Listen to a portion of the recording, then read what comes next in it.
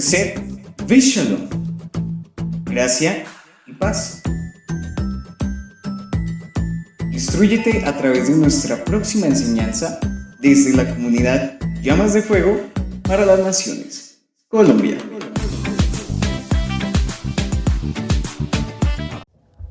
Shabbat Shalom, bendecimos a todos aquellos que en este momento se conectan a nuestra página web, a nuestro canal de YouTube de Comunidad Llamas de Fuego para las Naciones.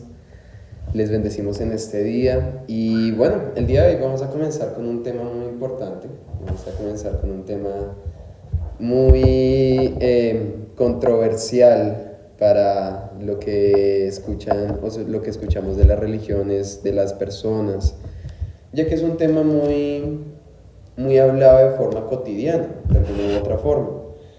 Vamos a hablar de la Torre de Babel. La Torre de Babel, y es bonito porque yo creo que cada uno hemos escuchado algo de la Torre, de que ahí fue donde se creó el idioma en francés, el inglés, el español, y se repartieron las lenguas, y etc. Pero vamos a ver de que hubo algo más allá, inclusive de forma profética, para este tiempo, para los tiempos que habrían de venir. Entonces, ¿qué vamos a tener en cuenta para poder estudiar el tema de la Torre de Babel? No vamos a estudiar la Torre de Babel, sino el sistema de Babel. ¿Por qué? Porque vamos a ver de que lo que comenzó en ese momento, en ese tiempo, es algo que sigue hasta nuestros días. Y la rebelión de un hombre, la maldad del corazón de una persona, en el alma de muchos otros, fue algo que llegó a generar mucho mal. Pero vemos también la fidelidad del Padre. Entonces, vamos a iniciar, vamos a leer primero, tan solo son 9 versos, que es lo interesante, pero vamos a ver cómo de a poco los vamos desarrollando. Dice la palabra en Génesis 11, versículo del 1 al 9. Y toda la tierra era de una sola lengua, y una voz para todos. Y en su emigración hacia el oriente encontraron una llanura en la tierra de Sinar, y se establecieron allí. Y dijo cada cual a su prójimo: vamos, fabriquemos ladrillos y cosámoslos al fuego. Y el ladrillo les fue por piedra y el asfalto por argamasa. Y dijeron: vamos, construyámonos una ciudad y una torre con una representación de los cielos, y hagámonos un nombre para no ser esparcidos por toda la faz de la tierra. Vamos anotando punto a punto porque estamos hablando del propósito del por qué la construyeron. Y descendió Adonai para ver la ciudad y la torre que edificaban los hijos del hombre. Y dijo Adonai: he aquí son un pueblo, y todos ellos tienen la misma lengua. Y este es solo el principio de su obra, nada les hará desistir de lo que traman hacer. Vamos, pues, descendamos y confundamos allí su lengua, para que nadie entienda el lenguaje de su compañero. Y desde allí Adonai los dispersó. Pónganle cuidado a los puntos. Desde allí Adonai los dispersó por toda la faz de la tierra, y desistieron de construir la ciudad. Por eso fue llamado su nombre Babel, porque allí confundió Adonai la lengua de toda la tierra, y desde allí Adonai Elohim los esparció por toda la faz de la tierra. Entonces, esto es lo que siempre hemos leído. Esto es lo que nosotros siempre vamos a encontrar en una prédica, en cualquier palabra que den las personas. De que se levantó una vez un pueblo después del diluvio y comenzó a construir una torre, porque vamos a ver que no fue una torre, comenzó a construir una torre con el objetivo de alcanzar a Dios. Pero vamos a dar de cuenta de que esto hacía una sombra profética a lo que encontramos en Apocalipsis como el anticristo, le dicen, el antimashiach, el antimesías y la bestia. ¿Por qué? Todo lo que les estoy hablando va a ser a forma de contexto. Cuando hablamos del antimesías, nosotros hablamos de un sistema económico y político. Y cuando hablamos de la bestia, hablamos de un sistema religioso. ¿De qué? De una abominación. Ahora, todo esto está dirigido por un autor y un hombre, que era Nimrod. ¿De pronto sí hemos escuchado a Nimrod? Sí. ¿Un poquito? No. Vamos a ver quién es él y el daño tan grave que le trajo al mundo con esto que él hizo acá. Entonces, vamos a ver primero que Babel significa confusión. Y vamos a ver de que el Padre fue quien generó una confusión en medio de un pueblo que estaba turbado. Entonces, vamos primero a hablar del capítulo para poder entender un poco más en el contexto histórico en el que nos encontramos. Este es un ambiente post-diluviano, o sea, ya había pasado el diluvio. Eso lo tenemos claro. El diluvio más o menos hacia la fecha de 1562 antes del maestro y 434 años aproximadamente después del diluvio nos ubicamos en esta fecha. Llega a escena el proyecto de una torre, una fortaleza entre los pueblos, y vamos a ver que de alguna u otra forma ahí no estaba toda la humanidad en ese momento, pero sí estaba una muy buena parte del mar. ¿Por qué del mar? El mar, hablamos de naciones, hablamos de un pueblo, hablamos de una tierra. Entonces, entra a escena y llega a escena el proyecto de una torre fortaleza entre los pueblos de la tierra a manos de un hombre llamado Nimrod, descendiente de Cam e hijo de Cus, que no en el hebreo, sino en una traducción aramea se le conoce como Cush o Cushis, que también hace referencia a un pueblo de Etiopía. Actualmente es, digamos, no sé si han escuchado los cusitas, que son las personas de tez morena. Bueno, son descendientes de alguna u otra forma y es como el contexto histórico en el que lo ubicamos, pero va más allá. Entonces, eso fue más que todo por su asentamiento. Ahora, el término Cushis, que es un término sumerio también, cabe aclarar, ya vamos a ver qué es sumerio, que significa y está relacionado con otro término que es Belel, que significa el que confunde, aquel que causa confusión. Vamos a ir a Génesis a ver Echito. Vamos a devolvernos un poquitico para hablar de este contexto, al capítulo 10 que estábamos hablando hace 8 días, desde el versículo 8 hasta el versículo 10. Dice, y Cus engendró a Nimrod, primer prepotente en la tierra. Este era intrépido cazador enfrentado a Adonai Elohim. Por esto se dice como Nimrod, intrépido cazador enfrentado a Adonai. ¿En qué dice sus versiones? Del 8 al 9, sí señora. ¿Qué dice ahí? Cus también fue antepasado de Nimrod, el primer guerrero heroico de la tierra. Ya que Nimrod fue el mejor cazador del mundo, su nombre llegó a ser proverbial. La gente decía, este hombre es como Nimrod, el mejor cazador del mundo. Él construyó su reino en la tierra de Babilonia, con las ciudades de Babel, Are, Akkad y Calne. O sea que Nimrod era como nieto de Noé, ¿sí? Correcto, él era bisnieto de Noé, de hecho. Era, vamos a ver, Noé, Cam, Cus y Nimrod, correcto. Y vamos a ver que de alguna u otra forma lo que nos hablaban hace 8 días y lo que aprendíamos hace 15 días también de la descendencia de Cam, una descendencia de una genética de la serpiente. ¿Por qué? Una genética maldita. ¿Por qué? No solamente por el pecado de Cam, sino porque de alguna u otra forma, y quiero que veamos esto también de esta forma. El diluvio, ¿cuál fue el propósito del diluvio? Purificar la tierra. purificar la tierra. Pero eso no eximía de que en la tierra todavía hubiese maldad. ¿Por qué? Porque la maldad solamente la iba a poder purificar alguien, la iba a poder hacer un cambio a alguien, y ese era el maestro, Yeshua.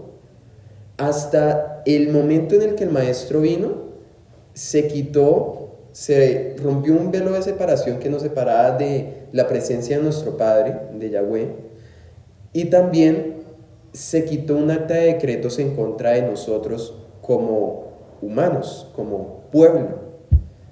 ¿Por qué? Por el pecado primero, por el pecado primeramente de Adán y bueno, todos los pecados que venían de ahí ya, de nuestra naturaleza caída. Entonces, vamos otra vez a enfocarnos un poquito. Es bueno trabajar esos puntos. ¿Por qué? Porque muchos podrían decir, no, pero si el Padre generó una tremenda inundación en toda la tierra que acabó con mundo y mundo, que solamente quedaron prácticamente Noé y sus hijos, eso significa que ya todo había quedado supremamente purificado, pero no. Inclusive más adelante vamos a ver un texto en el libro de Jubileos que habla de que los demonios, de alguna u otra forma, les voy a contar un poquito de este contexto. Los demonios de alguna u otra forma llegaron sobre las generaciones de Noé, sobre los descendientes de Noé, y comenzaron a tomar posesión, por así decirlo, de ellos, a confundirlos. Tanto así que Noé se tuvo que levantar en un clamor, que eso lo vemos, como les decía, en Jubileos, se tuvo que levantar en un clamor con el objetivo de decirle que cuidara a su generación por un propósito que iba a venir. Y les dijo, haz con estos demonios que se vinieron, que se levantaron con estos espíritus, lo mismo que hiciste con los de Bereshit 6, con los que hiciste antes, que era aprisionarlos.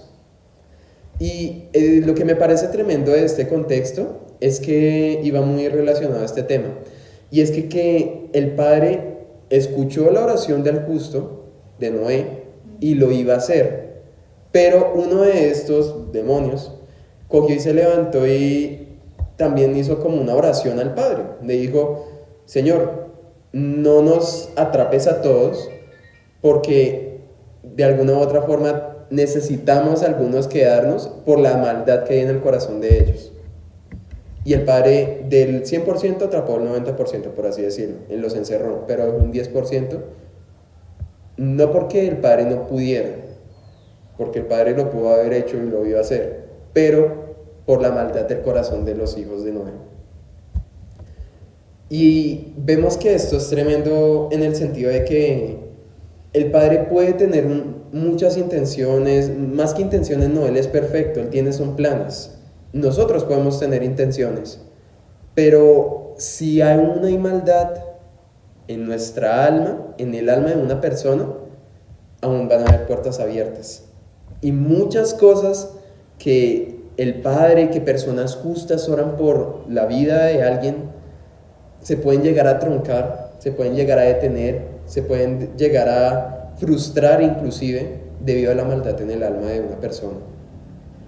Entonces quiero que tengamos ese punto claro, y es por eso que hacía como esa pequeña analogía con esa porción de Jubileos. La tierra fue purificada, hubo un tikkun de alguna u otra forma también, pero en el alma de las personas aún había maldad. Entonces, volviendo a nuestro contexto, volvemos con Nimrod. Entonces, vemos que él era el bisnieto por parte de Cam, de Noé. Y vemos también que su papá era Cushis, que es una palabra en el sumerio. Leíamos acá y es un juego de palabras. Dice, Cush engendró a Nimrod, primer prepotente de la tierra. En otras versiones dice primer héroe. ¿En qué texto? En el versículo 8 de Génesis 10. En otras versiones dice primer héroe o primer cazador de la tierra, primer valiente. Este era un intrépido cazador enfrentado a Adonai. Si lo leemos en la Reina Valera, seguramente nos va a decir cómo este era un valiente cazador delante de Adonai. Pero vamos a ver cómo las palabras en el hebreo cambian. Las palabras en el hebreo, cuando lo vemos desde el original, tienen raíces, y eso yo lo aprendí esta semana. Cuando nos vamos al idioma, a la lengua, porque vamos a hablar de lenguas, cuando nos vamos a la lengua, a las raíces de un idioma, vamos a encontrar gramáticas, sintaxis y, bueno, otras leyes, por así decirlo. Pero quiero que nos enfoquemos en algo, y es que en el hebreo una palabra puede estar conectada a muchos significados y puede tener una parte buena o una parte mala. No es que porque encontramos letras en hebreo todas son puras, todas son santas, por así decirlo, porque es un abecedario, son palabras, pueden ser para bendición o para maldición. Entonces vamos a ver la palabra, por así decirlo, de este término, un intrépido cazador, porque este intrépido cazador era lo que iba a transferir al mundo. Entonces, es aquí cuando llega Nimrod. Continuamos. Conocido también como An-Rafael y aún Cus, como su padre, también se le conocía a Cus. ¿Por qué? Porque era quien confundía. Entonces, el nombre primeramente derivado de una raíz que significa rebeldía y descrito en la escritura como un gigante cazador delante de Adonai, delante en contra de Adonai. Cazador, esto sí me demoré en investigarlo porque es muy amplio. Cazador es una palabra en el hebreo que es Sayid, T-S-A-Y-I-D, Sayid, y significa cacería. Pero tiene una raíz primitiva, que la raíz primitiva vamos a hacer de cuenta que es como lo más profundo en el sentido de la palabra hebrea, que es la palabra Sud, T-S-U-D. Y esta significa atrapar a un animal, figurativamente hombres, yacer de lado al lado de. Y vamos a enfocarnos en esta raíz. Esta raíz nos va a llevar a otras y ahí lo vamos a ir conectando. Entonces, en el hebreo entendemos que cada palabra está unida por su raíz y que nos lleva un significado especial en un contexto y pensamiento de su cultura, de la cultura hebrea. La palabra sud, que es cazador, esta también está relacionada con palabras como Sidón, T-S-I-D-O-N, Sidón, que vemos que era primo de Nimrod. Más adelante lo vamos a ver aquí también en la genealogía de Cam, porque la vamos a estar tocando de vez en cuando. La palabra Sidón no solamente fue una persona, fue un territorio y significa atrapar peces. Significa hijo también de Canaán y familiar de Nimrod, aparece así tal cual. Vemos que Sidón también fue uno de los territorios que se levantaron en contra del pueblo de Israel. Eran enemigos. También vamos a ver otra raíz que es Metzoda, así tal cual, Metzoda, que significa red para capturar animales o peces. Entonces tenemos estos significados en cuanto a las raíces. Ahora vamos a enfocarlos. Aquí podemos ver algo y es que se tienen en común entre las raíces y es su relación de la sintaxis, o sea, los significados de cada palabra. Y es que ambos nos llevan a una persona que caza animales. Significado general. Una persona que tiende una red para atrapar peces del mar. Mantengámoslo ahí. Ahora, él no solamente era un cazador de animales, porque Nimrod sí era un cazador. Físicamente era un cazador de animales, muy bueno. Pero él era un captador de almas. Vamos a ver por qué. Es muy interesante. ¿Por qué un captador de almas? ¿Por qué un captador de mentes? No solamente era por su cultura, sino que Nimrod, encontramos aquí que él era una persona que tendía una red. ¿Para qué se tiende una red? Para atrapar peces. Para atrapar peces, muy bien. habla en tres contextos: el cebo, que es lo que se pone para atraer; la trampa, que es lo que se pone para engañar; y la red, que es lo que enreda, lo que atrapa.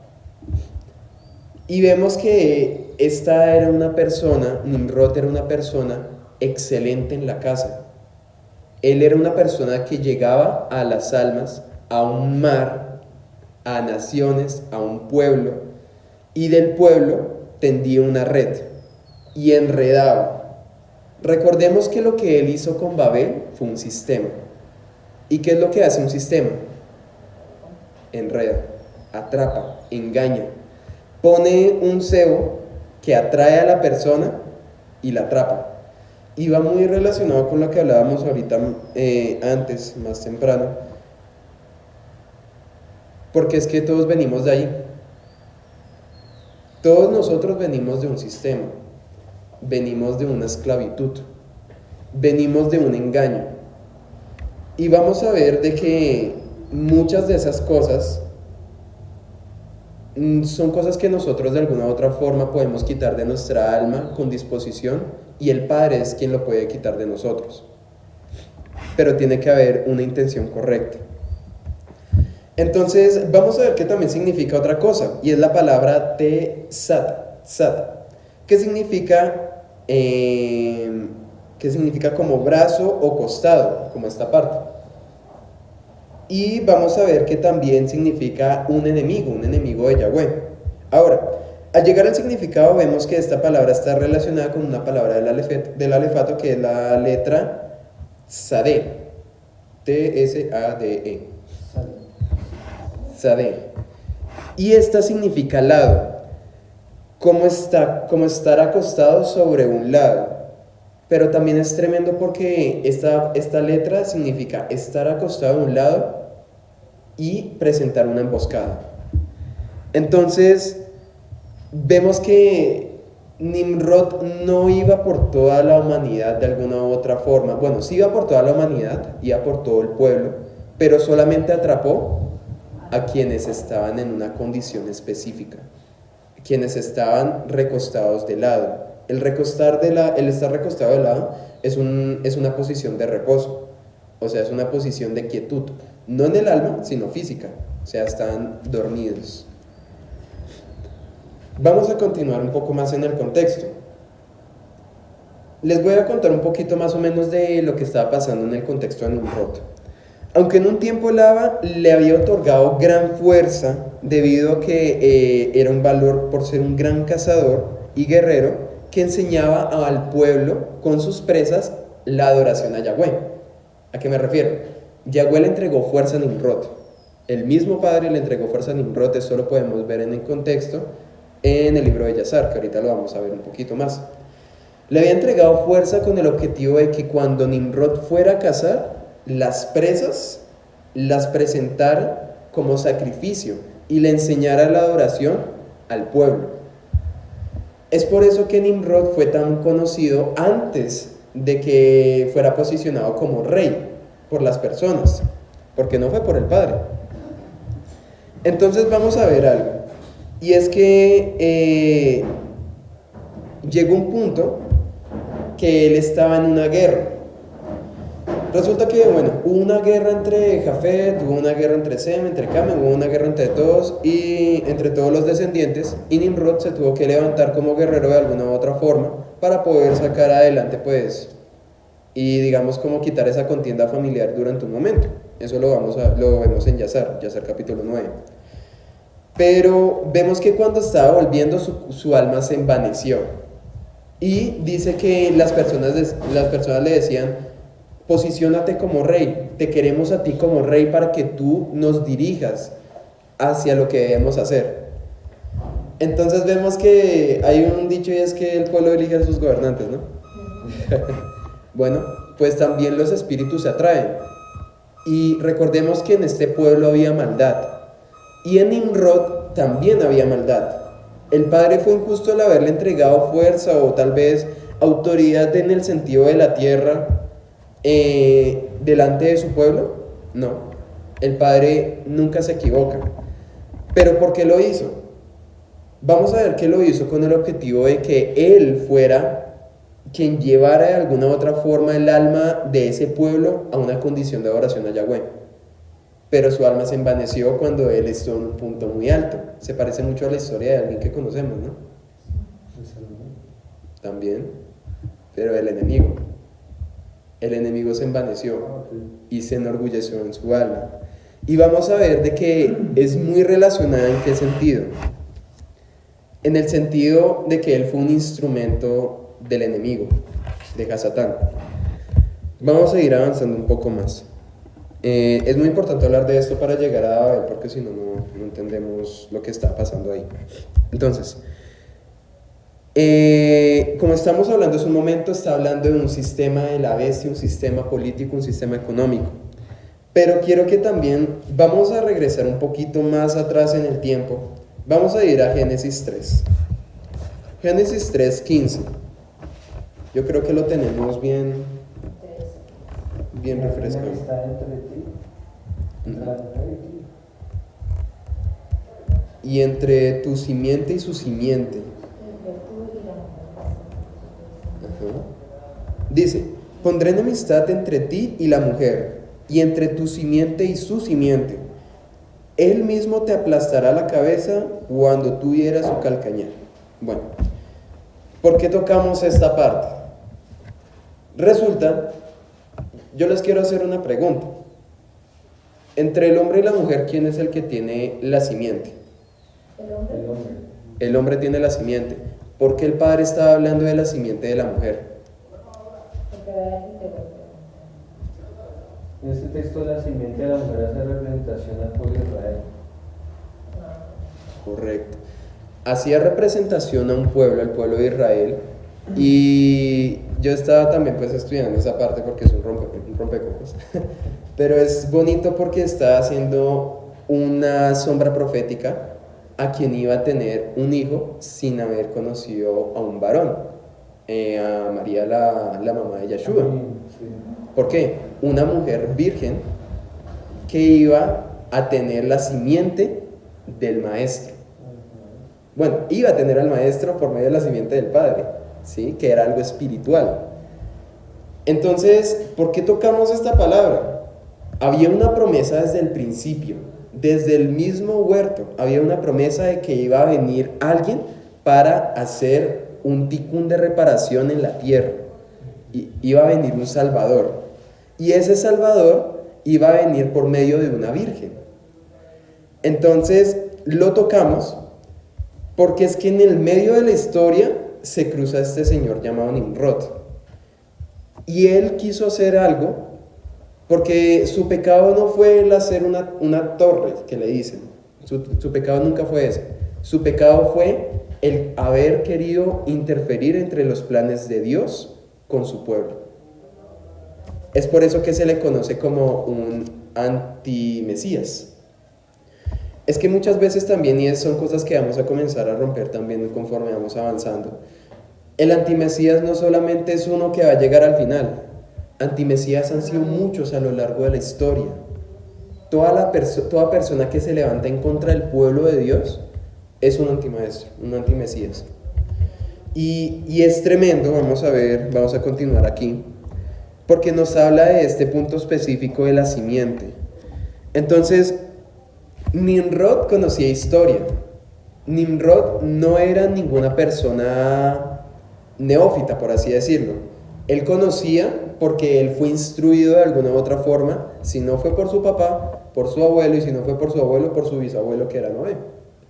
Ellos tenían que haber sido instruidos de lo que pasó desde un principio, porque vemos que se manejaba una Torá oral, no escrita sino verbal. Ahora, en este momento la guerra no fue física, sino fue espiritual.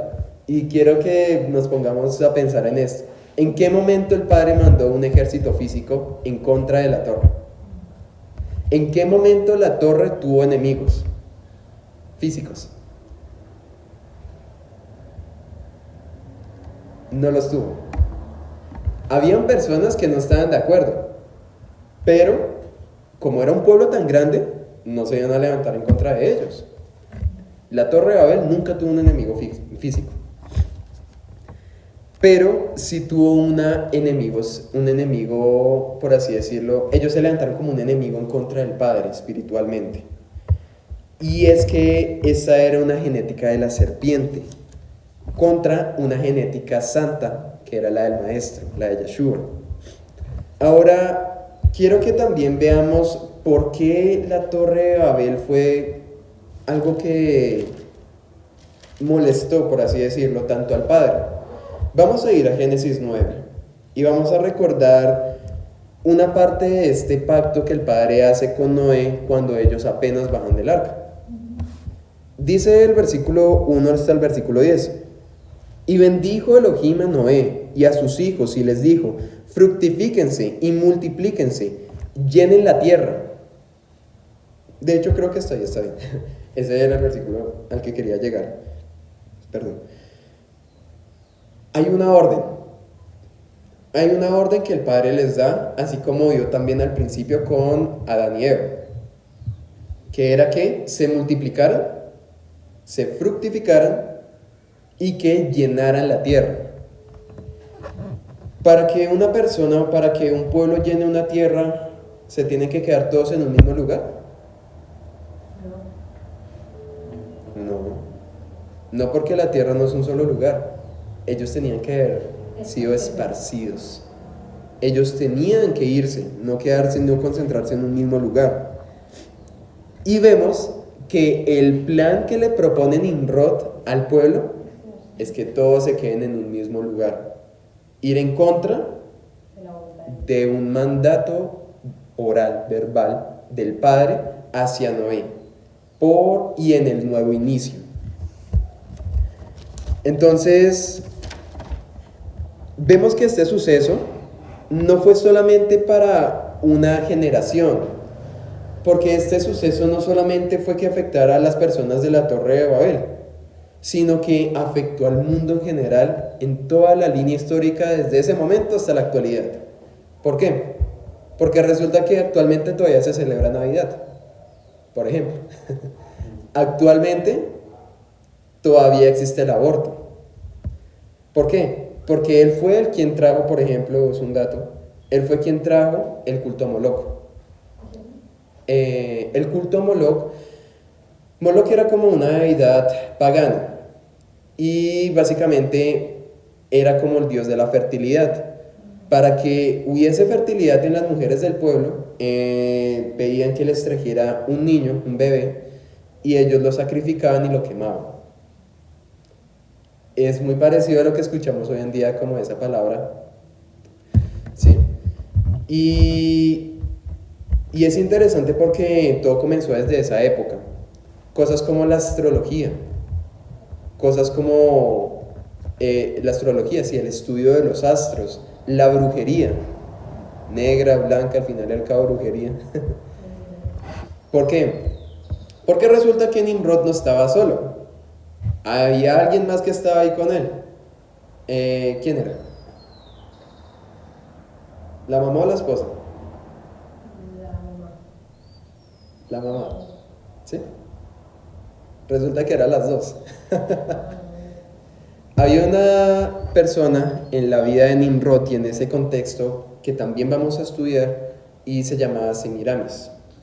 Semiramis no era la mamá física de Nimrod, era una mamá adoptiva. Y básicamente fue como la persona o la mujer que crió a Nimrod. Pero vamos a ver también más adelante de que fue también la esposa de Nimrod. O sea, de alguna u otra forma un acto de incesto. Y vemos que más adelante en la palabra, en los años, ella se le considera como la reina o la diosa del cielo. Fue hablada y fue dirigida así con esta palabra por medio del profeta Jeremías, cuando él estaba haciendo una reclamación al pueblo de por qué estaban ellos adorando a esta diosa, si no estaban adorando al Padre. Entonces, ya lo vamos a tocar también más a fondo, pero quiero que lo sigamos ahí también manteniendo en mente. Entonces, este fue un suceso de confusión para todo el mundo, para toda la historia. llegó el momento de las... Vamos a explicar un término. La cosmovisión. Una cosmovisión es algo espiritual, para simplificarlas. Algo espiritual en un contexto físico o en un contexto literal. Vamos a ver de que en esta cosmovisión encontramos un punto específico que pudimos ver en el alma de ese pueblo, y era rebeldía. La rebeldía de un pueblo en contra de Yahweh. Ahora, vamos a continuar. Vamos a ver en Génesis 10, vamos a avanzar un poquito más al versículo 24 y 25. Dice la palabra: Arfaxad,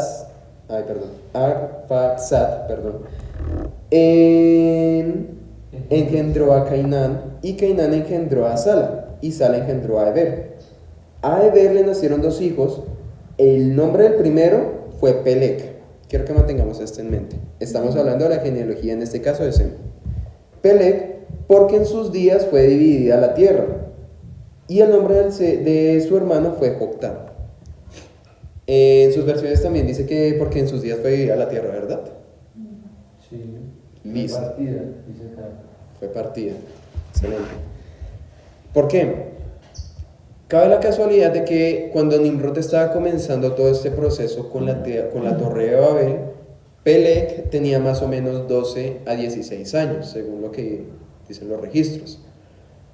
Y resulta que Peleg, en este momento, recordemos que la genealogía de Sem, de alguna u otra forma, cada uno de los descendientes de Sem era también como una luz y una esperanza en medio de la generación que había en esos tiempos, una generación malvada, porque también por medio de esta genealogía vendría también el maestro. Entonces, es interesante porque escuchaba unas prédicas y decía: la ciencia está en la Biblia. ¿Por qué? Porque en los tiempos de Peleg fue dividida la tierra. Si nosotros recordamos cuando estábamos en el colegio, nos explicaban algo que era la Pangea. La Pangea era cuando todos los continentes estaban unidos y era una tierra grande. Que dicen, supuestamente, y se basaban en esto, que en los tiempos de Peleg la Pangea se dividió en los continentes. Pero, primero, no pudo haber pasado así, porque para que se divida la tierra, tiene que pasar algo como en el diluvio. O sea, la tierra, físicamente, en ese punto ya estaba dividida. Obviamente no como actualmente, porque pues pasaron muchos años. Pero no se está refiriendo a una división física, se está refiriendo a una división en las naciones. El pueblo fue dividido en los días de Peleg. Entonces, vamos a ver de que cuando el Padre, más adelante, cuando entremos al capítulo, porque todavía no hemos entrado al capítulo, porque tenemos que tener esos puntos en mente. Cuando el Padre habla de lenguas, no se está refiriendo solamente a idiomas. Y no es que ahí se creara el español, el inglés y el francés, o el portugués, porque de hecho esos idiomas son evolución de unos idiomas anteriores. Pero no solamente fueron idiomas, sino que hubo una división en el alma de las personas que estaban allí. Porque todas las personas tenían un mismo espíritu en contra de Yahweh. Entonces, lo que el Padre hizo fue ponerlas en contra de ellas mismas.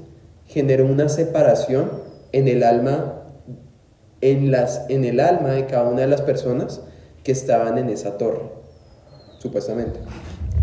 Ahora, Nimrod lo intentó replicar. Bueno, recordamos el punto de la simiente, ¿verdad? Resulta que con Semiramis hubo un plan. El plan era de que Nimrod se hiciera pasar por aquel Salvador que había sido prometido tiempo atrás. Un Salvador que iba a venir por medio de una simiente de mujer, o sea que no iba a conocer varón.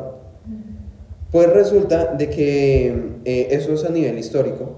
Lo que ellos hicieron fue crear como la idea o como la connotación de que Semiramis había sido preñada, como había quedado embarazada de forma divina, pero no solamente con Nimrod, sino con el hijo de Nimrod, ¿sí?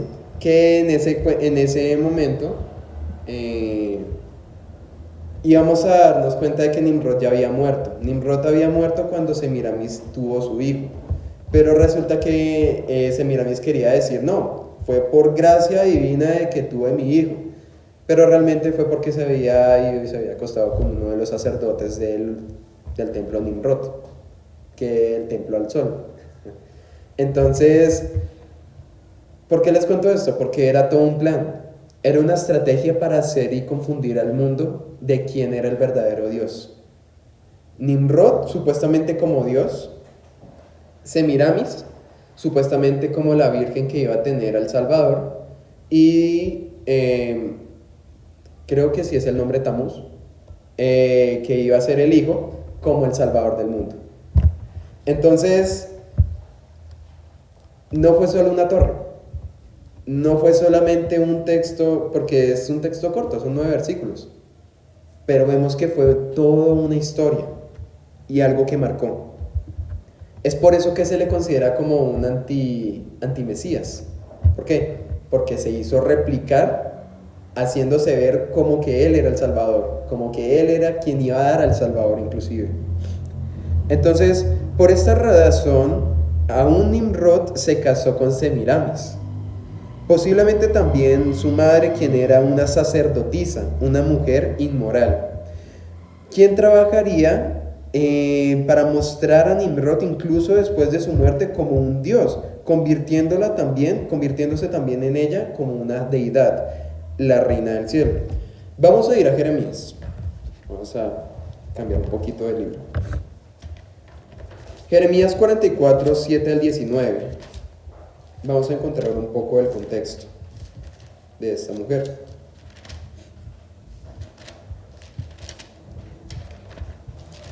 Jeremías 44.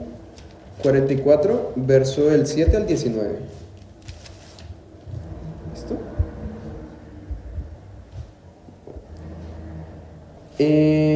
Voy a leerlo, no lo voy a leer todo, lo voy a leer por partecitas.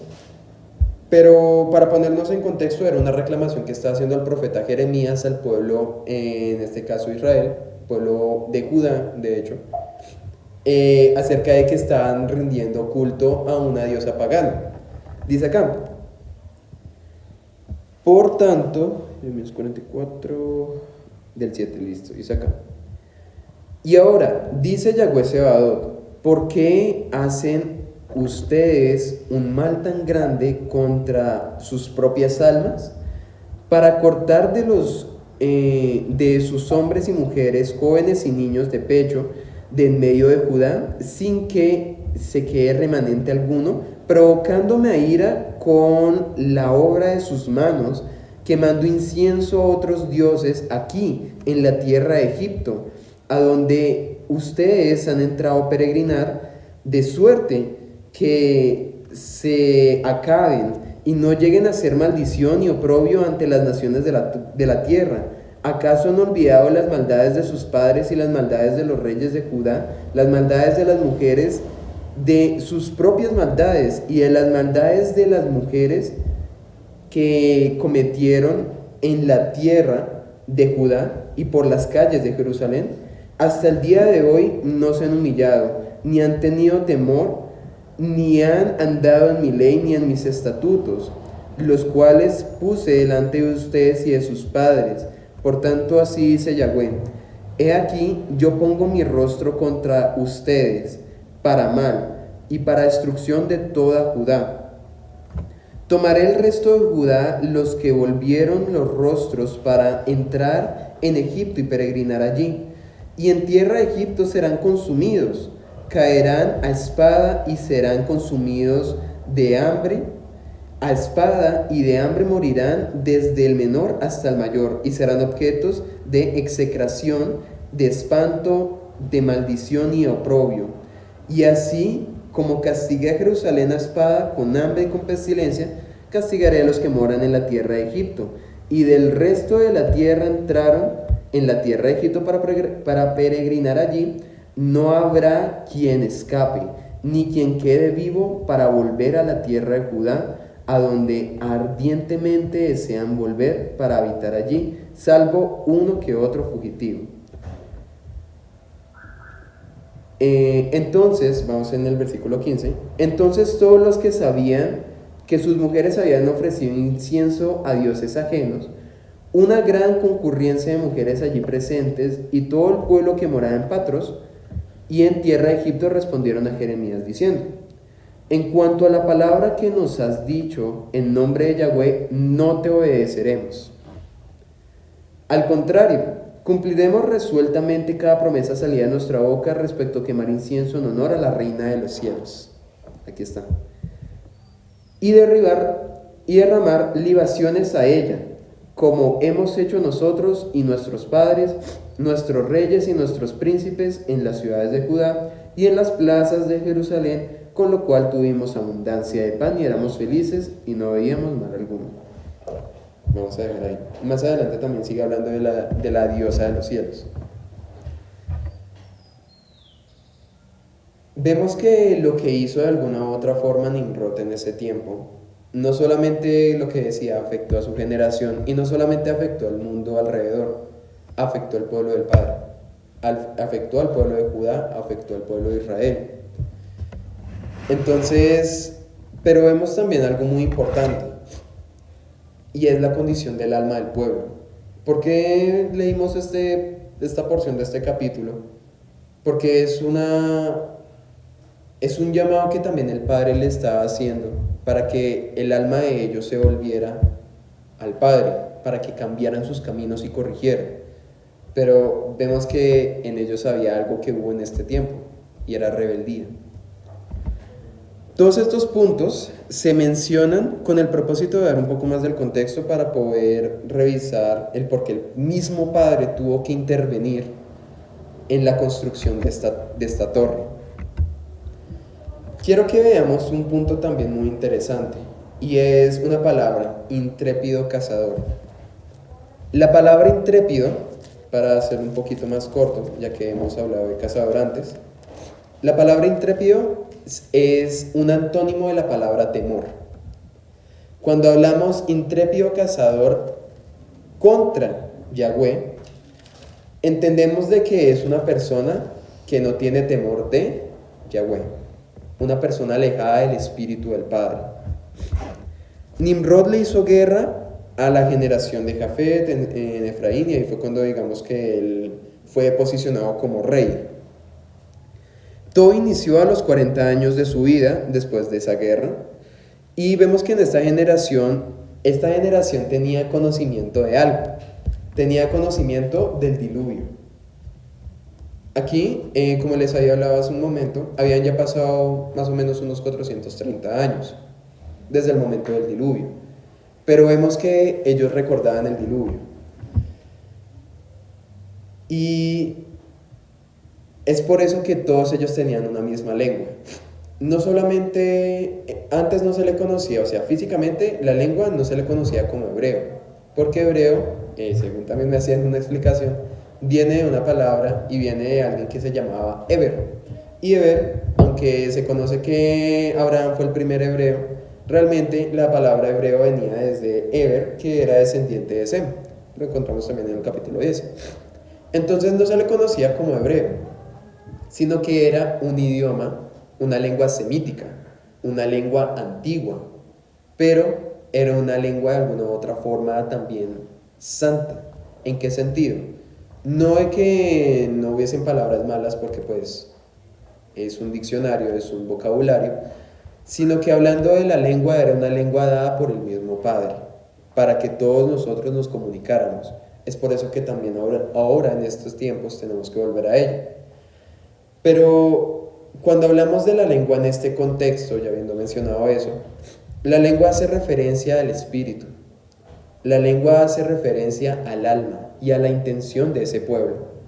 Cuando veíamos en la palabra de que todos tenían una misma lengua, un mismo lenguaje, era porque todos estaban en una misma posición de que no querían que lo que pasó con sus generaciones pasadas en el diluvio pasara con ellos nuevamente.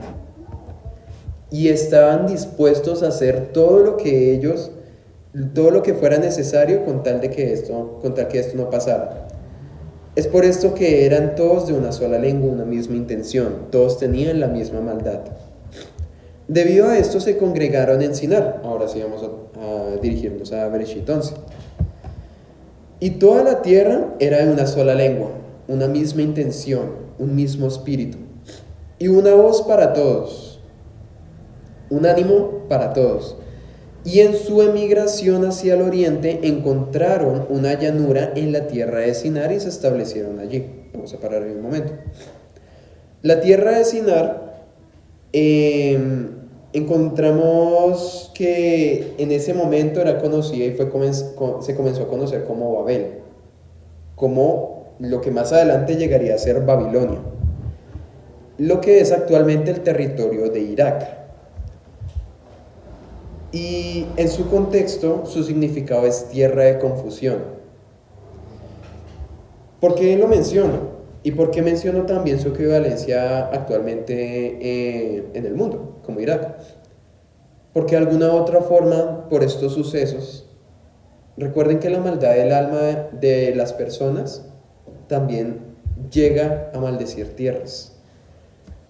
Y yo no digo que naciones como una nación como Irak sea una nación maldita, pero territorios en los que hubo estas rebeliones en contra de Yahweh sí están bajo maldición de alguna u otra forma. Fue una tierra en donde comenzó la confusión, decía en un comentario. Fue conocida como la futura Babilonia. Y vemos que también, ya habiendo hablado de la tierra, vamos a pasar al siguiente versículo. Y dijo cada cual a su prójimo: vamos, fabriquemos ladrillos y cosámoslos al fuego, y al ladrillo que el ladrillo sea por piedra y el asfalto por argamasa. Y dijeron: vamos, construyamos una ciudad a una torre con una representación de los cielos, y hagámonos un nombre para no ser esparcidos por toda la faz de la tierra. Se unieron para rebelarse contra Yahweh. ¿Qué es lo que nos hablan estos versículos? Cuando hablamos de la palabra piedra o la palabra roca, hablamos de un cimiento, algo que es establecido. Cuando ellos mencionan de que iban a hacer ladrillos, que iban a utilizar de la misma tierra a su alrededor para hacer ladrillos cocidos, ellos estaban abandonando el cimiento, un primer cimiento. Y ellos lo que estaban haciendo era no creando, pero estaban poniendo algo que se iba a parecer a la roca, pero que no iba a ser la roca. Todo como una imitación de la creación perfecta de Yahweh. Y dijeron: vamos, construyamos una ciudad y una torre con una representación de los cielos. Hagámoslo. Les voy a leer un par de comentarios que también encontramos en Yazar, también en el Targum, que me parecen importantes. También un punto antes de entrar a esa partecita. El territorio de Sinar, se me había olvidado mencionarlo, era un territorio sumerio. Un territorio que ya también por esa razón había estado bajo maldición. El diluvio limpió la tierra, pero no quitó la maldad. Vamos a continuar desde esa parte. Entonces, correcto. En todas las versiones dice vamos, pero hay una versión en específico que dice también vamos y alegrémonos en nuestra construcción para no ser esparcidos. Parecía ser una buena intención, ¿verdad? Cualquier persona, digamos, que lee estos versículos va a decir: excelente, se están uniendo, qué ejemplo de unidad. Pero no, resulta que ellos están diciendo: vamos y alegrémonos en nuestra rebelión contra Yahweh. Y es aquí cuando entra el significado de un cebo y de una trampa, de una red. Algo que parece ser bueno, pero termina siendo maldición. Construyamos una pirámide. ¿Por qué no fue una torre? Cuando nos imaginamos la torre de Babel, imaginamos un rascacielos, ¿verdad? Más o menos, pues un poquito a la cultura de ellos. Pero resulta que con solamente ladrillos no se puede construir una estructura, a menos de que la geometría, que también de hecho proviene de esa época, les ayude. ¿En qué sentido? En ese tiempo, algo que los primeros ángeles, los ángeles caídos enseñaron, fueron las ciencias. Y una de estas ciencias fue la ciencia inclusive de las figuras. Es mucho más fácil de que algo que está así se caiga que algo que esté así. Y vemos que en este momento se construyó fue algo que se le llamaba un zigurat. El zigurat era una pirámide, pero con una característica específica, una pirámide de adoración y culto pagano. Entonces, no era una torre, era una pirámide, la pirámide de Babel. Y esta iba a ser un templo de adoración pagana en contra de Yahweh. Y entonces vemos cuál era la intención. La intención no solamente era como alcanzar el cielo, sino la intención, en medio de la necesidad del alma de ellos, era llegar a ser como Dios. Era que llegaran a alcanzar la posición de Dios. Ese iba a ser un templo y un lugar de maldición. No era cualquier lugar. Entonces, la gente intrépida, una persona, es un pueblo con falta de temor a Yahweh. Y un pueblo que tiene falta de temor a Yahweh es un pueblo que tiene y está en ignorancia. Entonces, implantó dentro del alma del pueblo un sistema maldito, la adoración a un hombre y el rechazo a Yahweh. Y yo les quiero también mostrar unas imágenes que preparé aquí, que es importante también verlas. Ustedes sí saben cómo se viste el Papa, ¿verdad? Sí saben que tiene acá como un gorrito, un sombrerito así como en pirámide. Pues resulta que Nimrod también se vestía así. Por ejemplo, estamos hablando de culturas, estamos hablando de tiempos.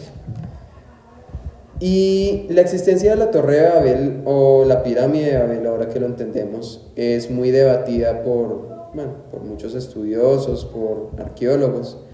Pero resulta que un par de años atrás encontraron esta tablilla. No sé si lo pueden ver. Sí. Esta tablilla es esta misma, solamente que aquí se está remarcando lo que se puede ver acá. Así era la Torre de Babel, escalonada, con 7 peldaños en total, y al final con un lugar de sacrificio, porque recuerden que él era supuestamente quien le iba a enseñar al pueblo a hacer sacrificios para Yahweh, pues ahora iba a hacer todo lo contrario. Y este era Nimrod. Miren cómo también tiene el gorrito, como es muy parecido. ¿Y por qué se los muestro? Se los muestro porque de alguna u otra forma esa es la misma cultura que tenemos actualmente. Porque aquí fue donde comenzaron también algo que no solamente son culturas, sino religiones. Fue una confusión. Y es por eso que la confusión se transmitió hasta un legado hoy en día. Y quiero también mostrarles otra imagen, y es tremendo, porque recuerden que ellos no se quedaron ahí después de que pasó toda la dispersión de las lenguas y todo eso. Ellos se fueron para otros lugares del mundo y se dispersaron. Intentamos replicar. ¿Por qué es que en México, en Perú, en París, en Inglaterra, en el Oriente, en Egipto, en todos esos lugares encontramos siempre las mismas figuras? Aquí en México, en China, en varios lugares, siempre encontramos, no son pirámides solamente, se le conocen como pirámides por la forma geométrica, pero son zigurats, lugares y templos de adoración pagana. Entonces, lo que comenzó en ese momento, lo que comenzó en ese tiempo, fue transferido a todo el mundo. Un sistema de confusión, de adoración e idolatría pagana. Algo que vemos inclusive actualmente. Les voy a leer una pequeña porción del libro de Yazar, que me pareció muy interesante. Esto está en el versículo 7:24. Dice, de hecho es del 23. Y Cush, el hijo de Ham, el hijo de Noé, de Cam, dice acá, el hijo de Noé, tomó una esposa en aquellos días en su edad avanzada, y ella dio a luz un hijo, y ellos llamaron su nombre Nimrod, diciendo, en este tiempo los hijos de los hombres comenzaron a rebelarse y transgredir contra Elohim. Y el niño creció y su padre lo amaba extremadamente, porque él era el hijo de su vejez. Y los atuendos de piel, cuales el Todopoderoso hizo para Adán y su esposa, cuando ellos salieron del jardín, fueron dados a Cush. Y porque después de la muerte de Adán y su esposa, los atuendos fueron dados a Hanoc, o sea, a Enoc, y el hijo de Yered. Y cuando Enoc fue llevado a lo alto a Elohim, él se los dio a Matusalén su hijo. Y a la muerte de Matusalén, Noé los tomó y los trajo dentro del arca. Y estaban con él hasta que salieron del arca. Y en su salida, Can robó los atuendos de Noé su padre, y él se los llevó y los escondió a sus hermanos. Y cuando Can tuvo a su primogénito Cush, se los dio en secreto, los atuendos en secreto, y estuvieron con Cush muchos días. Y Cush también los escondió de sus hermanos y de sus hijos y de sus hermanos. Y cuando Cush tuvo a Nimrod, él se los dio a Nimrod por el amor que le tenía. Y Nimrod creció, y cuando él tenía 20 años de edad, él se puso esos atuendos.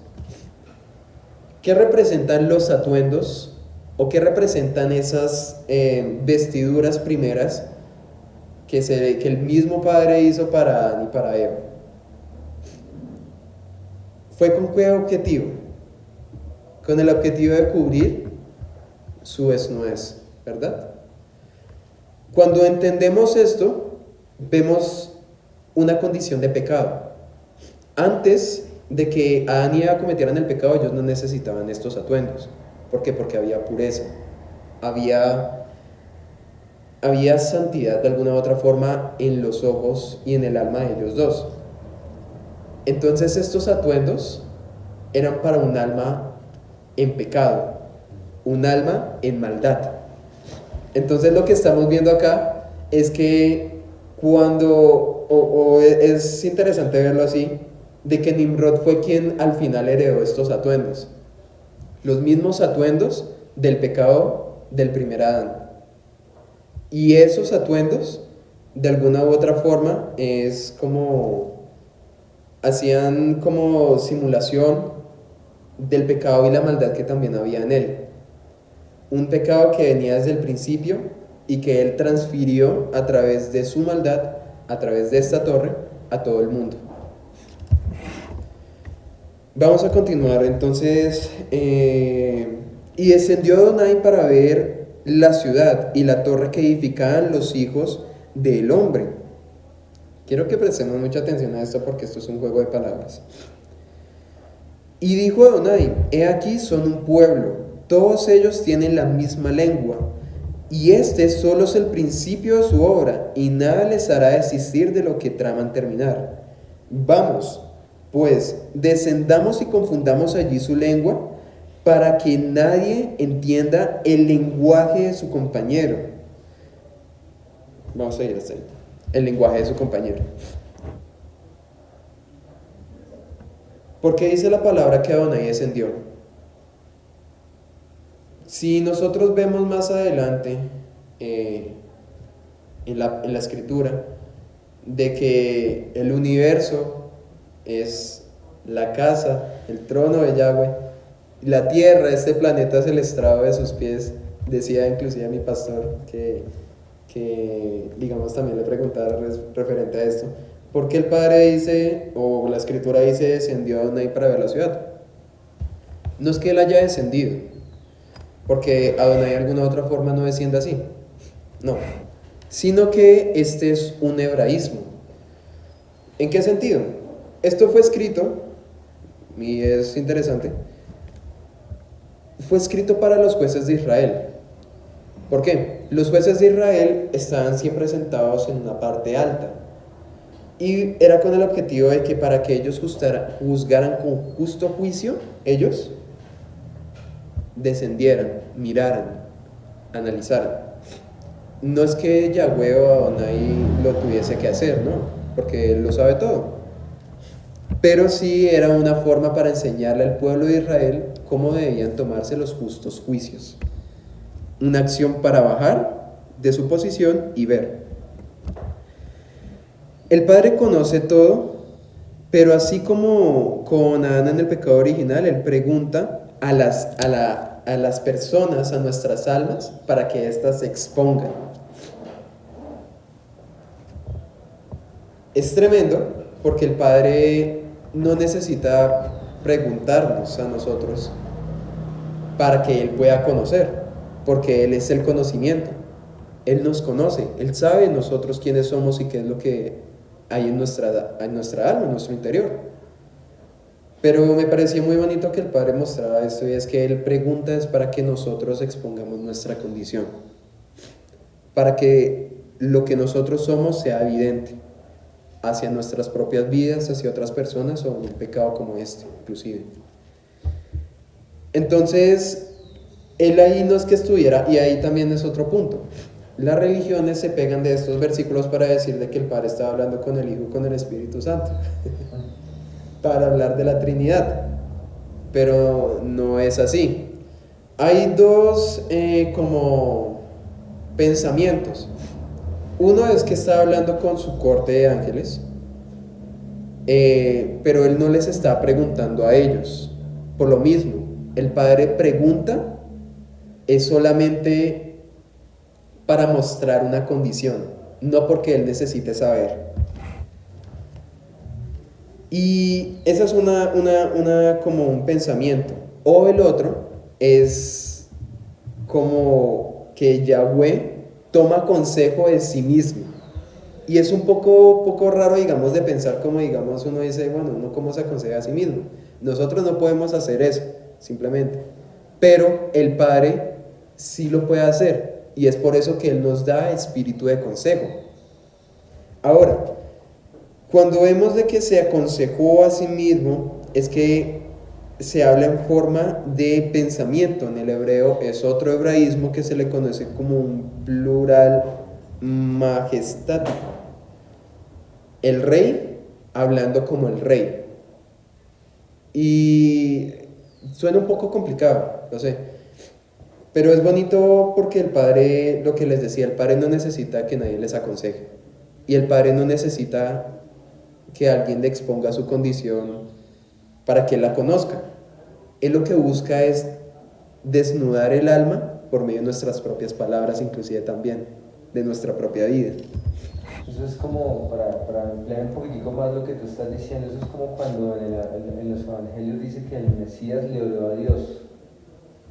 O sea, como así el mismo Dios, porque él es el Hijo de Dios orándose a él mismo, pero eso tiene un significado más grande y eso también lo estoy estudiando. Por ahí, también. Entonces, fue todo con el objetivo de tomar también una acción. Ahora, dice acá, voy a continuar.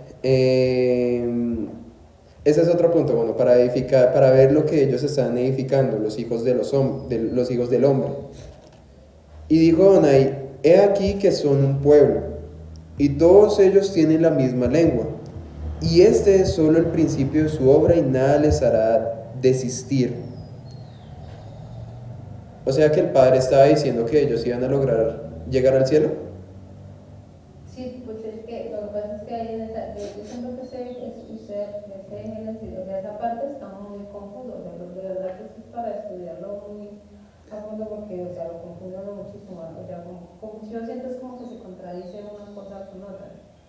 Entonces, digamos, o a veces yo siento en algunos versículos de cómo le digo, a mi padre le gusta que estemos unidos, pero acá en esta parte no quería que ellos estuvieran unidos. O sea, ahí queda como esa pregunta para mí, Claro. ¿no? Que ahorita la leo y vuelvo y la leo, pero bueno, o sea, como para tratar de entenderla así, sí, siento como que hay una confusión ahí, ¿no? Vamos a aclarar. Es importante, es muy bueno porque la palabra es para que pensemos. La palabra siempre nos va a llevar a pensar. Y nosotros estudiamos la palabra con base en un principio en específico, y es que Dios nunca se contradice. El humano es quien contradice a Dios, pero Dios nunca se contradice. El Padre nos quiere a nosotros en unidad, es cierto, como un pueblo, por un propósito. ¿Cuál es el propósito de nosotros como pueblo de Yahweh? De ir por las ovejas perdidas de la casa de Yahweh, de la casa de Israel. Este pueblo, esta unidad, era una rebeldía, era una rebelión en contra de Dios. ¿Qué era lo que este pueblo estaba intentando hacer? Ellos tenían un pensamiento: vamos a crear una torre para que si un diluvio vuelve a venir, nosotros no seamos dispersados por la maldad de nuestras almas. Vamos a intentar ser como Dios, vamos a retar a Dios. Y para eso ellos se unieron. ¿En qué sentido se unieron? Ellos tenían una sola lengua, ¿verdad? No habla de una lengua física como el español. Ahí está hablando de que ellos tenían la misma maldad. Todos tenían la misma maldad en sus almas. Trabajaron, en el libro de Yazar dice, en el libro de Jubileos, durante más o menos 43 años, desde que comenzaron a construir la torre, con el objetivo, o sea, imagínense 43 años en el sistema, en su confusión, es un periodo de tiempo muy largo, y todo el tiempo en contra de Yahweh. Entonces, el Padre quiere que su pueblo esté en unión con Él. Dice la Escritura que Padre, y es una oración que le hacía el Maestro: Padre, que sean uno en ti como yo soy contigo, que seamos uno. Pero vamos a ver y es algo también que aprendí en el hebreo. Resulta que el número 2 no es que sea 1 y 2. No es que sea, digamos, una mano y otra mano, para explicarlo. En el hebreo el número 2 representan dos partes de una misma cosa. El Padre, el Hijo y el Espíritu Santo no es que sean una trinidad, no es que sean tres entidades separadas, por ejemplo. Son uno solo. Son uno solo porque son una ejat. Ejat es el número 1 en el hebreo. Son una ejat, ¿por qué? Porque cada uno tiene atributos. Y todos estos atributos son de los tres, o sea, son de ellos que son uno solo. Y vemos que es una forma para que ellos utilizan para manifestarse a nosotros como su pueblo. Nosotros debemos ser uno con nuestro Padre, y al ser unidad con nuestro Padre en nuestra relación íntima, nosotros con Dios somos uno con nuestros hermanos. Ellos estaban no en una unidad de Dios, estaban en un mismo espíritu de engaño. Ellos estaban ahí todos en una misma confusión. Es por eso, digamos, que es diferente. No es, digamos, lo mismo una persona que está unida con Dios a una persona que está separada con Dios y dice que está unida con los demás. Todos tenían la misma maldad. Pero ¿por qué nosotros, digamos, estamos aquí todos juntos? Por Dios. Porque todos recibimos un llamado de Dios. Y por ese llamado de Dios estamos en este camino. Eso nos hace ser uno, ejat. Y no es que yo sea él, yo sea él, yo sea tú. No, cada uno somos diferentes, ¿verdad? Pero tenemos un mismo propósito y tenemos un mismo Padre. Y por nuestro Padre estamos en el mismo camino. Entonces, ahí les voy a aclarar un poco más. Lo que pasa es que en este tiempo hay una confusión al decir que todos somos hijos de Dios. Eso tiene que borrarse como de la mente, porque todos no pueden ser hijos de Dios, ¿sí? Resulta de que la Escritura muy bien nos dice de que todos nacimos bajo un primer hombre, que fue Adán. O sea, nosotros en alguna condición, o sea, la primera condición de nacimiento de nosotros va a nacer bajo la condición de Adán, ¿cierto? Que fue el primer hombre y ahí viene toda la descendencia. O sea, nosotros en ese momento éramos hijos de Adán, bajo una condición de pecado. Después, cuando vino el Mesías, murió en el madero por nosotros aceptamos al Mesías y empezamos a aceptar una paternidad, ¿sí? O sea, es la paternidad de Dios a través del Mesías y nos convertimos en hijos de Dios.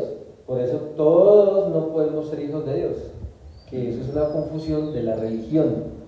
Entonces le dicen, aquí todos congregados como hijos de Dios, pero uno dice, ¿cómo así? ¿Todos ustedes son hijos de Dios? Pero si usted hace esto malo, usted hace esto malo, usted peca, usted hace... Entonces eso quiere decir que todos no son hijos de Dios. ¿Que lo hacen ver como si todos fuéramos hijos de Dios? No.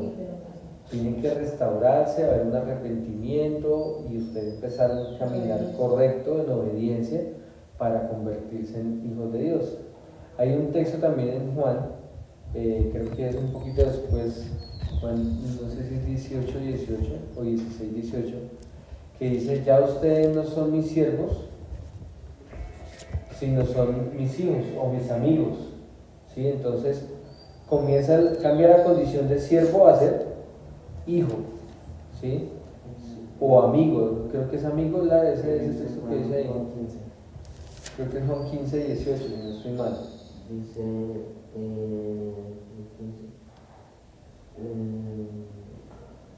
Entonces, por eso es que, claro, afuera, como cogen las escrituras, ¿ya lo contaste? Sí, señor. ¿Qué dice? Dice, no hay amor más grande que dar la vida por los amigos. Ustedes son mis amigos y eso es lo que yo les mando. Ya no los llamo esclavos porque el amo no confía sus asuntos a los esclavos. Ustedes ahora son mis amigos porque les he contado todo lo que mi padre me dijo. Ahí estaba hablando el Mesías. Ahí está hablando el Mesías, exacto. Entonces, cuando se ve que hay una comparación entre siervo y amigo, dice, porque al siervo no les permito conocer muchas cosas de mí, pero a mis amigos sí les enseño quién es mi Padre, ¿sí? Entonces es lo mismo. Puedo estar en una condición, puedo ir a un lugar, puedo existir, puedo estar en cualquier lugar, pero la condición la cambia el mismo Padre a través de la obediencia que yo tenga con Él, ¿sí? Entonces, cambiar esa condición de siervo amigo o de cambiar de ser hijo de Dios, eso es algo que uno se lo tiene que ganar, ¿cierto? Pues vamos a hacer una analogía terrenal. Tú tienes tu hogar, ¿sí? Y yo te llego algún día con un niño que me encontré por la calle y le digo, ven, este va a ser tu hijo. ¿Y tú qué vas a decir? Como que te esperes un momento porque, ¿sí? Yo tengo que empezar a ver si verdaderamente lo puedo aceptar como mi hijo, ¿sí? Hacerlo parte de mi hogar. Así es mismo con Dios, ¿sí? Él se toma también su tiempo a través de muchas situaciones. Él mira la intención del alma y uno dice, hay una intención verdadera, ahora sí lo va a hacer parte, ¿sí? Lo va a hacer mi hijo, ¿sí? Mientras tanto, solamente somos hijos de un Adán, porque venimos bajo una condición de pecado. Así es. Sí, porque también con respecto a, bueno, cuando pasábamos de aquí, que pasamos a Jeremías, y acá donde dice que las mujeres dijeron que no iban a hacer caso. O sea, hubo alguien que venía de una descendencia buena y trató de hacer un llamado. Sí. Sí. Pero esas mujeres no quisieron aceptar el llamado. Eso Sí. pasa, digamos, aún, digamos que lo que yo es, a veces uno le trata de decir a las personas que hay cosas que no están bien. No es que mis papás, mis abuelos lo hacían así, yo lo hago por eso. Y entonces ya digamos que es lo mismo que pasaba aquí en esta partecita que la leía y pues obviamente como que me... Claro, y así funciona, así pasa en este mundo, porque precisamente creo que tú tocabas un punto también de eso, o sea, la persona viene tan arraigada a unas costumbres que en el momento en que le dicen lo que usted está haciendo está mal, dice, no, es que yo no estoy haciendo mal porque eso es lo que venían haciendo mis antepasados. O sea, viene algo arraigado durante generaciones y generaciones. Entonces, aquí esa misma maldad también venía arraigada Desde generaciones. de generaciones en generaciones, porque en Génesis 3:15 se abrieron dos simientes, la simiente de Yahweh y la simiente del enemigo. ¿Sí? Por eso en este entonces también esas simientes... O sea, a pesar de que Sí, en el tiempo que todos los habitantes hablaban el mismo idioma, aún así hablaban el mismo idioma, no era que esos habitantes eran buenos, sino estaban también contaminados. Sí, claro que por lo menos ahí habla de una parte, porque al mismo tiempo en otra parte había otro remanente en el cual Que era el pueblo de Israel. sí, que no estaba contaminado. Que eran de alguna u otra forma los hijos de Sem. Exacto, sí. O sea, es como nosotros ahorita estamos haciendo las cosas de la forma correcta, pero usted pregúntele a la persona que va pasando por ahí, o pregúntele al resto. ¿Sí? Entonces ellos están en su sistema, nosotros estamos en la voluntad de Dios. Sistema, voluntad de Dios, pero estamos conviviendo al mismo tiempo en el mismo plano terrenal. Y miren que es bonito en esa parte ahorita que ya lo tocan. Ellos venían de un arca, ¿verdad? Y el arca los había salvado. Pues obviamente no estaban todos ellos.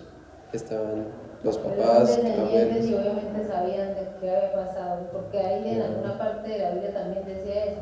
Se acordaban, digamos, y tenían presente lo que había pasado con el diluvio. Por lo que también nos explicaba, lo que se transmite Sí, Torah de oral. generación en de generación. generación en Torah, de lo que le enseñan sus padres a sus hijos. Y miren que ese mismo punto que tocaban es tremendo. Es por eso que era una como relación profética de lo que va a pasar más adelante y de lo que pasó más adelante en la historia. Un sistema queriendo manchar, porque Babilonia también significa untar, pegarse, atrapar, una red. Y un pueblo que se guarda, un pueblo que está aparte, un pueblo que está en un arca. Y es muy bonito porque también vamos a ver un tricítico más adelante en Yazar, de que ellos se olvidaron de alguna u otra forma del por qué Yahweh había permitido el diluvio y cómo Él le había dado misericordia a ellos y a sus hijos. Y por causa de su ingratitud se rebelaron en contra de Dios. Miren cómo ese es el punto de la maldad.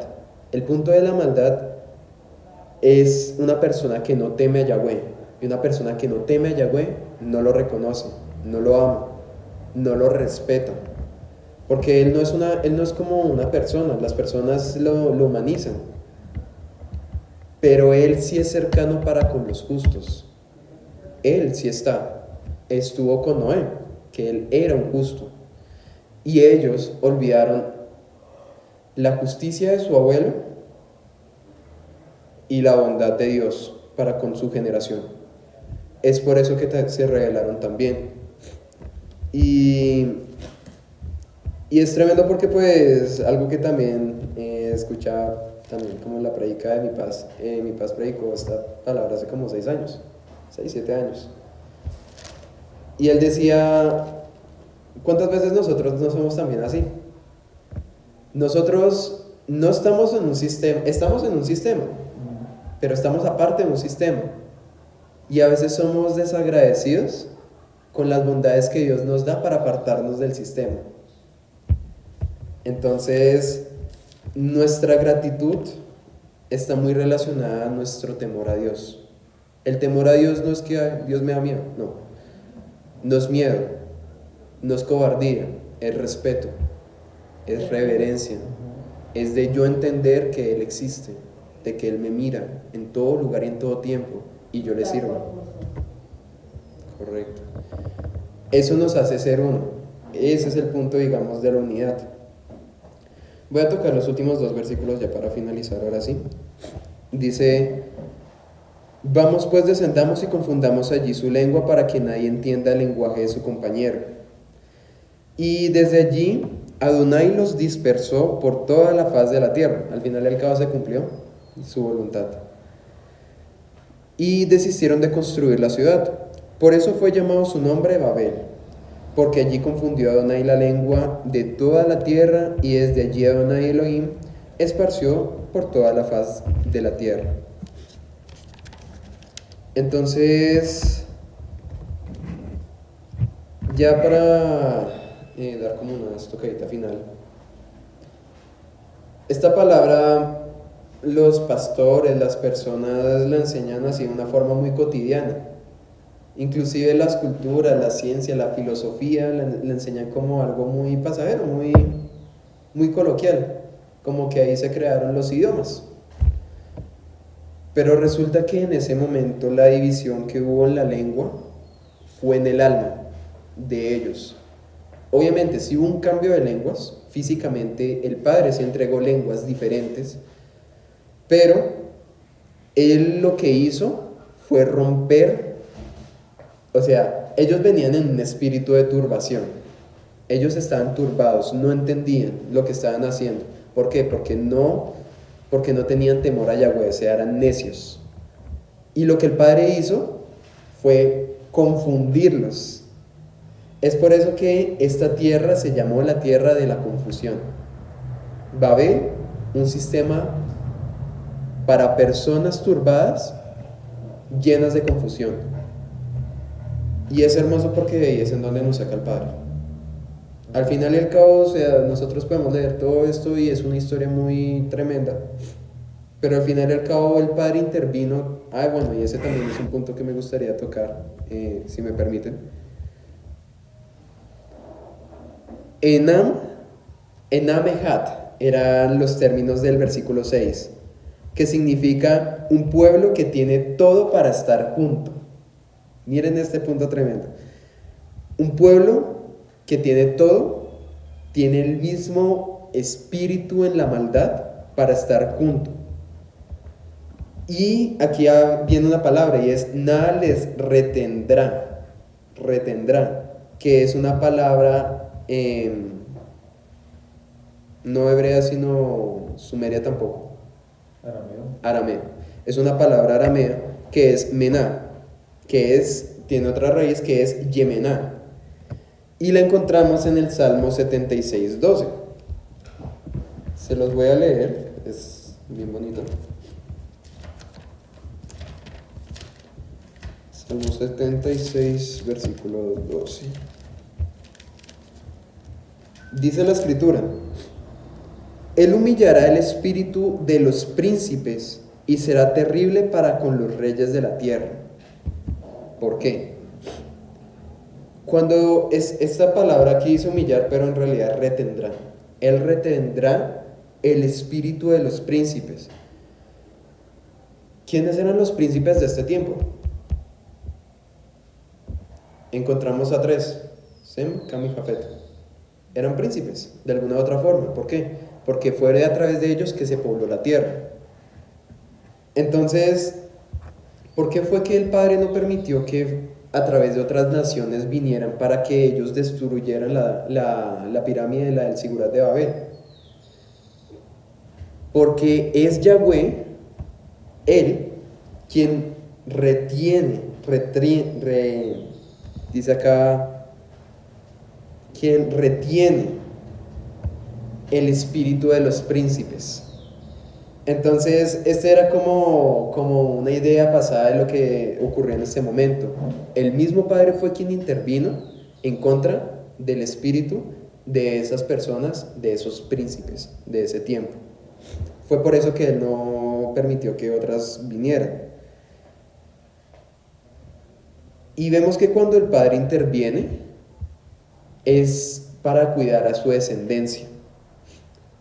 Porque a través de que Él también destruyera de alguna u otra forma la muralla, la torre de Babel, perdón, Él también preservó que ese sistema contaminara la genealogía que iba por medio de la cual iba a venir el Maestro. Porque de otra forma ellos su descendencia siguió creciendo. Nada les detendría, ¿verdad? Solamente Yahweh. No es que ellos fueran a llegar al cielo porque pues iban a llegar al cielo, se iban a encontrar con la atmósfera, con condiciones que ya habían cambiado después del diluvio. Entonces no iban a poder llegar a la morada de Dios. Era una necedad, no conocían. A pesar de que ya estudiaban astrología, brujería y todo eso, no conocían eso. O sea, era algo tonto. Pero iban a poder llegar a tomar mucho poder en el aire, en el espíritu. Y vemos que aunque el Padre intervino, toda esa cultura se pasó para nuestros días. Y es lo que yo les digo que vemos ahorita. La Navidad, la Pascua, pero no la Pascua, digamos, acá de la palabra, sino una Pascua que no tiene nada que ver, que vino por Tamuz, la Semana Santa. Exactamente.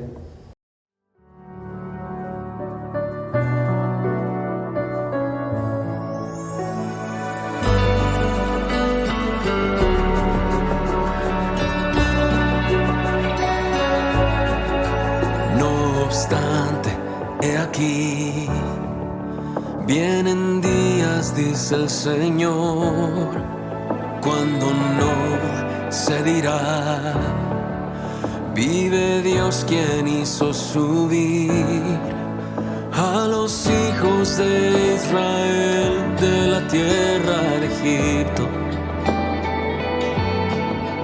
Viene un éxodo que es mayor en el fin de los tiempos y se dirá: vive Dios quien hizo subir a sus hijos del norte y de todo lugar. Y aunque un tiempo los dispersó, los hará regresar desde toda nación. Pronto vendrá su Salvador y de un extremo del cielo al otro los rescatará.